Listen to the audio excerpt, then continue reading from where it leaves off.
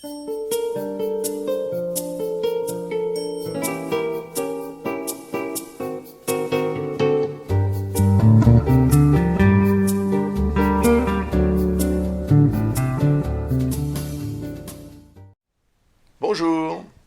aujourd'hui c'est la nouvelle lune. La nouvelle lune du 11 février. Nous sommes aujourd'hui le 11 février. Eh oui, ça passe, n'est-ce pas, hein? Très vite. Et le mois de février va passer certainement très vite. Moi, aujourd'hui, je vais vous parler de la pleine lune. Celle qui aura lieu le 27 février à 8h18. Ça, c'est l'heure Greenwich, hein. Donc pour la France, par exemple, il sera 1 heure de plus, 9h18 du matin. Et cette pleine lune va se produire sur l'axe Vierge-Poisson. Et comme vous pouvez le voir en Poisson, nous avons le Soleil, bien évidemment, Vénus et Neptune. Neptune est dans son signe en Poisson, donc fort. Et cette force, c'est la force de l'eau, puisque le Poisson est un signe d'eau. C'est logique. Et Neptune, c'est le dieu de la mer, n'est-ce pas? Et des océans, c'est Poséidon. Vénus, c'est l'amour. Donc, quand Vénus est en Poisson, on a tendance à idéaliser un petit peu les choses de l'amour. Et puis, il y a le Soleil. Alors, c'est bien, parce que le Soleil, ça redonne quand même le moral, n'est-ce pas? Et puis, c'est représentatif aussi d'une énergie, une énergie vitale. Et cela peut représenter, d'ailleurs, une augmentation de tout ce qui a un rapport avec l'eau, mais également avec l'intuition, avec l'inspiration artistique, par exemple, avec, disons aussi, l'intuition, l'inspiration et la sensibilité d'âme. Le besoin de se connecter avec autre chose, quoi, en fait, hein. C'est représentatif aussi de l'intérêt qu'on peut avoir pour les médecines parallèles, par exemple, les médecines douces, dites douces. Et puis, évidemment, tout ce qui concerne la santé, qui est en face, quand même. Et oui, dans le signe de la Vierge, la Lune est Vesta. La Vierge, c'est le signe qui représente vraiment l'intérêt qu'on peut porter à tout ce qui a trait à ou dépend de l'hygiène, de la santé et du médical. Donc, cette énergie est également puissante, d'autant plus que la Lune a un rôle, comme vous le savez, assez fort quand même, au niveau des marées. Et comme le corps humain est constitué en moyenne à peu près 70% d'eau, et le cerveau encore plus, hein, puisque ça frise les 80-90%, eh bien évidemment, ce phénomène de marée se produit en nous. Et on est en ce moment dans les coefficients, hein, assez élevés en termes de marée, on le sait. Et ça peut avoir une influence évidemment sur la nature, au niveau météorologique et autres, c'est probable, mais cela peut aussi avoir une influence au niveau de notre métabolisme physiologique et par extension psychologique. Donc il peut y avoir des débordements, des moments où on va se sentir peut-être beaucoup plus vulnérable que d'autres. Et il faudra éviter de se laisser influencer, puisque le signe des poissons, c'est quand même aussi le signe qui représente ce qu'on a tendance à croire, à vouloir croire. On a besoin de croire ceci, parce que ça nous convient de croire ce qu'on entend ou ce qu'on veut croire, parce que ça va dans le sens de ce qu'on souhaite obtenir. Donc il y a une part d'intérêt aussi qu'il va falloir bien évaluer, de façon à ne pas commettre d'erreurs, des erreurs qui seraient en fait uniquement ou essentiellement basées sur cette tendance à croire l'incroyable, ou à croire l'impossible, ou à avoir envie de décrocher l'impossible étoile, comme on dit, hein. Ça, c'est vraiment inhérent à cette énergie poisson, d'autant plus que Vénus, si elle représente l'amour, elle représente vraiment ce à quoi on va aspirer, peut-être par amour complètement. Ça peut être quelqu'un, ça peut être une situation, une personne ou un objet également. Il y a là peut-être un élément de vulnérabilité qui peut se manifester, d'autant plus que cette opposition Soleil-Lune, hein, qui constitue évidemment la pleine Lune, avec cette opposition Vénus-Lune et cette opposition Neptune-Lune et Neptune-Vesta, sont en dissonance avec les nœuds lunaires. Hein, toujours pareil, ce nœud sud et ce nœud nord. le nœud nord en Gémeaux, le nœud sud en Sagittaire. Attention à ne pas compliquer les choses. Il faut au contraire simplifier au maximum, mais pas trop non plus. Il faut simplifier, mais pas bêtifier.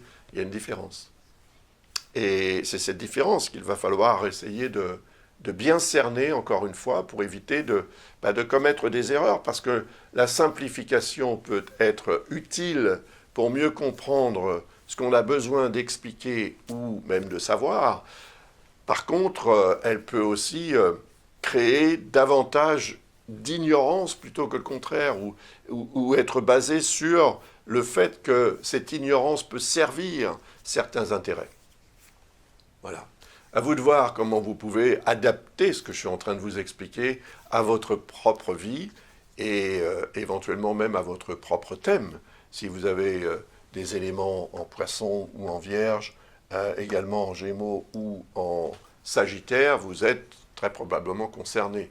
Le problème, ce sera vraiment, si problème il doit y avoir, de concilier, je dirais, le rêve et la réalité sur le terrain.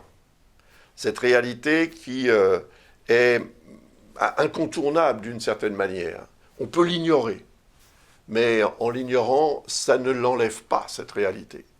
Et elle peut devenir plus compromettante. On voit dans ce thème la présence de Jupiter et de Saturne et de Mercure en Verseau.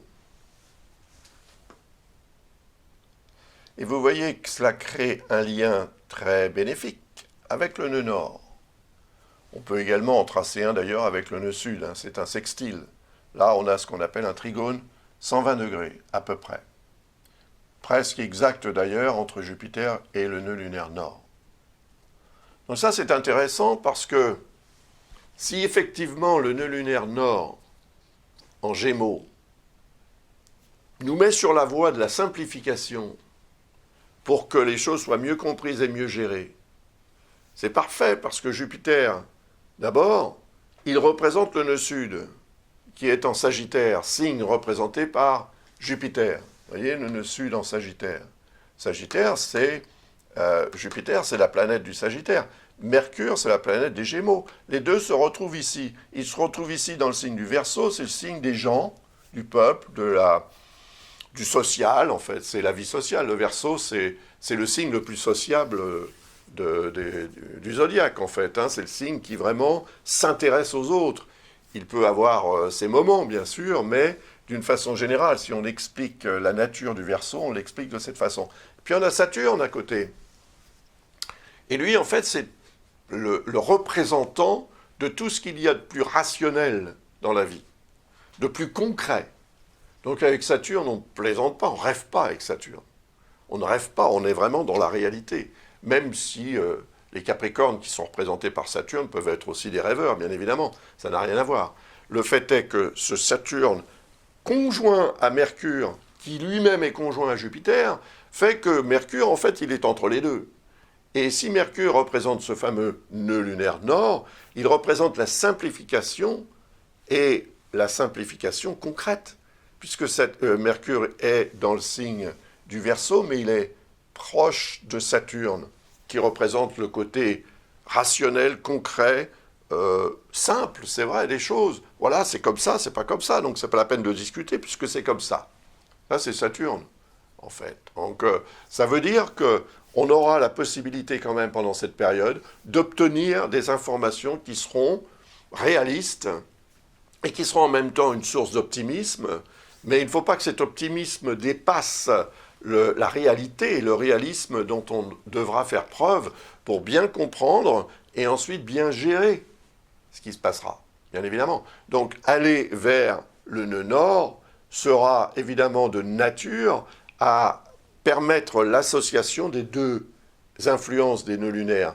L'une dont on doit se détacher, c'est le nœud sud, donc la complication, si on veut, et l'autre qui correspond à l'amélioration, en fait, par la simplification. Et puis Mercure représente aussi la communication sous toutes ses formes. Les déplacements, les petits déplacements sont représentés par Mercure, les petits voyages, etc. Et les rapports qu'on a avec les autres, les rencontres, voilà, la socialisation, en fait. Socialiser étant représenté par le signe du Verseau, on est là quand même dans une logique très intéressante sur le plan de l'évolution de la situation générale. Et Jupiter, qui représente ce nœud sud, représente ce que l'on doit plus ou moins abandonner en termes de complications, comme on l'a vu tout à l'heure. Mais indépendamment de ça, Jupiter représente aussi, symboliquement, c'est le 9e signe, le signe du Sagittaire, donc symboliquement, par analogie, la 9e maison, qui représente les grands voyages. Est-ce que ça veut dire que, au cours de cette période de pleine lune, des ouvertures vont se produire, vont se manifester en termes effectivement de déplacements plus ou moins importants, les petits comme les grands? C'est possible. À ce moment-là, ça voudrait dire réouverture des frontières de façon beaucoup plus allégée, beaucoup plus facile. Et ça, c'est effectivement symbolique aussi, puisque ça se passe dans le signe du Verseau, d'une amélioration de la situation, pour certaines personnes plus que d'autres, bien évidemment, mais symboliquement, c'est quand même la société tout entière qui est représentée par le signe du Verseau, les gens, en fait, donc les populations, qui devraient être plutôt favorisées en termes de circulation, etc. Par contre, attention, Uranus veille, si on peut dire. Uranus est en Taureau, il est donc en dissonance, comme on peut le voir ici, ce sont ces lignes rouges, avec ces trois-là. Et Uranus est le maître du Verseau. Donc ils sont chez lui, en fait, ces trois-là. Ça ne lui plaît pas trop, comme je l'ai déjà évoqué précédemment. Et la Lune noire est à côté, ce qui veut dire que il est sûr de rien, cet Uranus. Qu'est-ce qu'ils font chez moi et qu'est-ce qu'ils vont faire chez moi ensuite? Parce qu'ils vont y rester un certain temps, surtout Saturne. Il va y rester jusqu'en mars 2023 quand même. Donc Jupiter, lui, il est un peu plus rapide. Mercure, on n'en parle pas, ça ne va pas durer longtemps. Mais voilà, c'est Saturne qui reste quand même l'élément principal un petit peu perturbateur pour Uranus. D'autant plus qu'Uranus va séjourner pas mal d'années dans le signe du Taureau. C'est une planète lente, n'est-ce pas? Elle en sortira en 2025, mais surtout en 2026. Donc, le rapport entre Uranus et Saturne n'est pas un rapport facile parce que l'un représente les acquis, l'autre représente en fait le côté on change tout. Donc les changements, les transformations et les réformes auront du mal à s'imposer parce que Saturne représente les acquis et on a du mal à se séparer de ces acquis, surtout quand les réformes et les changements sont imposés par les circonstances ou par quelqu'un, par exemple. La Lune noire représente ce qu'on ignore, ce qu'on ne sait pas, ce qu'on ne veut pas savoir aussi, et ce qu'on ne nous dit pas. Et c'est ça aussi qui peut impacter l'idée de changement aussi facilement qu'on voudrait bien qu'il se produise. Donc il y a des zones d'ombre. Et ce sont ces zones d'ombre qui risquent d'impacter la capacité qu'on a tous à changer notre mode de fonctionnement afin qu'il soit beaucoup plus propice ou approprié pour rétablir l'harmonie et ou l'imposer de façon beaucoup plus efficace et durable, bien évidemment. Alors, Uranus est malgré tout en harmonie avec la Lune, mais ça ne va pas durer très longtemps, et avec Vesta. Et Vesta représente justement l'harmonie. Donc il y a un potentiel de rétablissement de cette harmonie par le changement, bien sûr.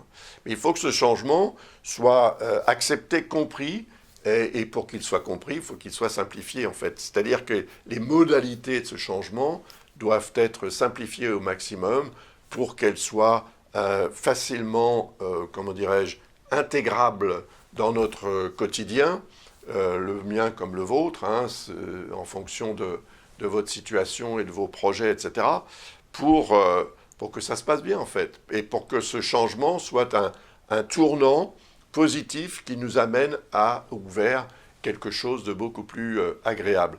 Ce sera, à mon avis, un peu la mission de chacun pendant cette période de pleine lune, qui est, en général, tout moins c'est comme ça que je les vois, ces pleines lunes, des moments propices pour clôturer certains dossiers, pour en finir avec une certaine façon de fonctionner, par exemple. Donc on décide que c'est la fin, mais en même temps, la fin, c'est la préparation d'un nouveau cycle. Donc il faut choisir, à mon avis, le moment de la pleine lune pour dire, voilà, ça, c'est terminé, j'en finis avec ça, maintenant je vais me préoccuper de ça, d'autre chose. Et cette autre chose va me permettre de m'engager dans quelque chose de nouveau, dans une nouvelle direction, ou bien une nouvelle façon de travailler, ou je ne sais quoi. Et ça, ce sera faisable au moment de la nouvelle lune. Parce qu'une nouvelle lune, c'est le moment où on démarre un nouveau cycle. Donc, si vous avez un projet aujourd'hui, par exemple, c'est un moment propice pour vous engager dans la réalisation de ce projet. Ou bien une démarche à faire, ça peut être aussi simple que ça, un coup de téléphone à donner, ou quelqu'un à qui vous allez envoyer un mail parce que vous n'avez pas vu cette personne depuis longtemps. Vous réinitialisez quelque chose. Au moment de la nouvelle lune, c'est intéressant de le faire parce que, en général, c'est dynamique et dynamisant. Jusqu'à la pleine lune, ça monte en puissance. Et puis après, au moment de la pleine lune, en fait, c'est un petit peu comme si on arrive au sommet de la montagne qu'on escalade, il va falloir la redescendre. Voilà. Et cette redescente, on va la faire soit par le même chemin, soit par un chemin différent. C'est un choix qu'on doit faire, évidemment, et ça va nous mener à une nouvelle aventure, en quelque sorte, puisqu'une fois qu'on sera en bas, eh bien, on va penser soit à remonter, soit à escalader un autre sommet. La vie est faite de sommets, que l'on escalade plus ou moins. Donc, à chaque fois, il y a possibilité de s'engager dans quelque chose de nouveau. C'est ce qui permet cette dynamique de la vie, en quelque sorte. Comme nos cellules se régénèrent de façon tout à fait régulière sans qu'on en prenne conscience, eh bien, on a, nous aussi, besoin de se régénérer dans des nouvelles choses qu'on fait. Et ces projets, ça peut être le week-end que vous prévoyez ou toute autre chose de beaucoup plus important, parfois, qu'un week-end. Voilà pour cette période de pleine lune. La pleine lune sera active tant que la lune sera en vierge, c'est-à-dire pendant 22 heures à peu près. 22 heures, donc le lendemain, aux alentours de 6 heures du matin, la lune passera dans le signe de la balance, et à ce moment-là, l'effet de pleine lune sera beaucoup plus faible, voire terminé. Et en fait, ça permet, pendant cette vingtaine d'heures, et voire même peut-être un peu avant, parce que vous voyez, la Lune est à presque 9 degrés. 9 degrés, ça correspond à 18 heures. Donc 18 heures avant à partir déjà du 26, jusqu'au 28, on peut déjà se sentir dans cette énergie de pleine Lune et organiser ce que l'on veut terminer, ce qu'on veut clôturer, dans le but, en fait, de redémarrer quelque chose pour lequel on va se préparer pendant cette période jusqu'au moment où la Lune rejoindra le Soleil, qui sera passé à peu près ici, un peu après Neptune. Et j'analyserai évidemment ce thème en temps et en heure, c'est-à-dire au moment de cette pleine lune. Je choisis toujours le moment de la pleine lune pour faire l'analyse de la nouvelle lune suivante, et ainsi de suite. Voilà. Merci de votre attention et de votre intérêt pour mon travail. Je vous dis à très bientôt, et je voulais aussi vous présenter un ouvrage, celui-ci, qui traite des transits planétaires. Si vous êtes intéressé par l'astrologie, vous serez intéressé par ce livre qui explique tout un tas de choses au sujet des transits dont je vous parle ici, Saturne, Jupiter, Mercure, etc. La façon dont ces influences se manifestent autour d'un thème et ce qu'elles peuvent apporter ou retirer selon évidemment le type de configuration qui se produit. Et puis nous avons aussi ici, alors ça c'est un gros pavé qui fait 750 pages, et en fait ce sont les bases de l'astrologie. Si vous voulez devenir astrologue ou si vous vous intéressez à l'astrologie, ça peut devenir votre Bible en quelque sorte. C'est presque l'épaisseur d'une Bible, c'est vrai. Et c'est dans cet ouvrage, en fait, qui est conçu comme un cours, leçon après leçon, vous allez apprendre à analyser un thème, tout simplement. Savoir à quoi correspondent les astres, quelles sont leurs énergies, quelles sont leurs symboliques également. Et ça vous aidera, ça vous permettra, en fait, en regardant un thème astral, d'avoir une image, une vision beaucoup plus précise de la personne que vous avez en face de vous. C'est pour moi un outil de développement personnel assez bluffant. Hein.